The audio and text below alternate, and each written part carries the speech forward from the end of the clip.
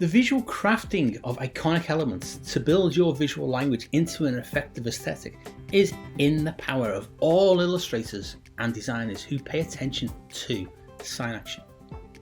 By being mindful of the crafting of the basic visual building blocks of your visual language, you are naturally centering your target audience. By considering them through any research you have on them, however basic this may be, you are beginning to strengthen how they will react on a subjective level to what you need to visually communicate.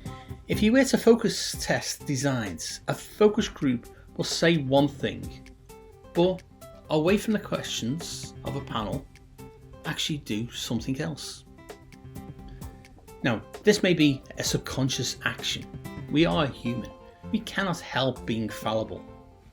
But Peirce was ahead of the curve here.